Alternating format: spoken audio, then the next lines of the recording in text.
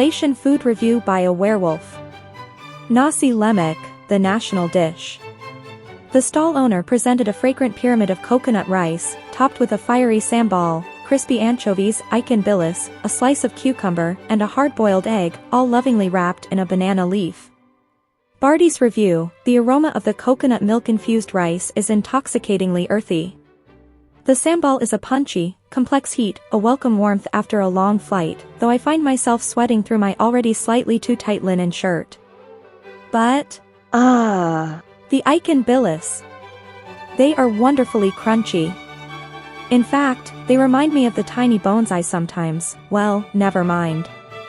A masterpiece of textures. 9 out of 10. The problem: mid-bite, a piece of crunchy anchovy got stuck in his back molar. He let out a low, involuntary growl, which was quickly masked by a very loud, dramatic cough. The stall owner just smiled, assuming it was a sign of great satisfaction. Sauté, skewered grilled meat. Next up, perfectly charred skewers of marinated chicken and beef, served with a chunky, rich peanut sauce and cubes of rice cake. Barty's review: magnificent. The marinade has caramelized beautifully on the grill, giving the meat a smoky sweetness. The texture is firm, yet yielding, a perfect tear. And the peanut sauce. It's thick, spicy, and coats the tongue with a gratifying, nutty blanket. I could eat this by the pound. Wait, did I just say that out loud? Focus, Barty. Focus. The problem: the smell of grilled meat was overpowering his pre-lunar control. He gripped the wooden skewer a little too hard, and with a small snap, he accidentally broke one of the skewers in half. He quickly blamed it on a structural flaw in the craftsmanship and ate the evidence. Laksa, spicy noodle soup.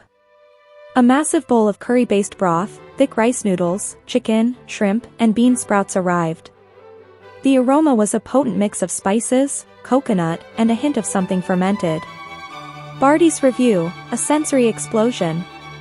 The soup itself is an aggressive yet harmonious blend of spices. The noodles are silken and slippery, the shrimp plump. This is comfort food at its most vibrant. The kind of meal that makes you want to lift your head to the sky and let out a. The problem: he was so engrossed that he forgot about the time. The sun was dipping dangerously low.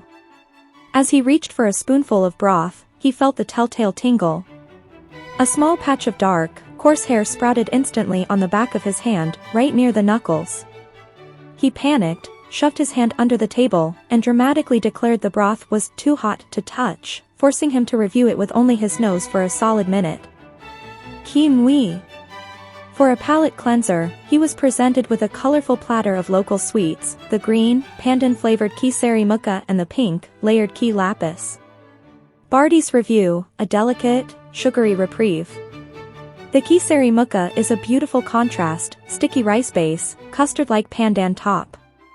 It's sweet, floral, and doesn't require any strenuous chewing. The colors are so vibrant. Unlike my current complexion, which I fear is rapidly turning a shade of distressed puce. The problem: the full moon was minutes away. He could feel his canines elongating.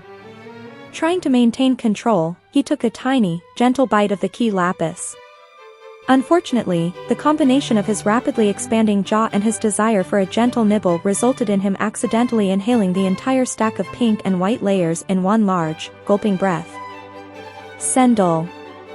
Finally, a tall glass of shaved ice drenched in coconut milk, palm sugar, gula melaka, and topped with bright green, worm-like pandan jelly strings. Barty's review: the perfect end. The gula melaka is a deep, smoky caramel, a grounding sweetness to the icy chill. The green noodles are surprisingly chewy, not unlike, no, stop it. The best part is how it instantly cools you down. A much-needed refreshment, given my rapidly rising core temperature. The problem: the transformation hit critical mass.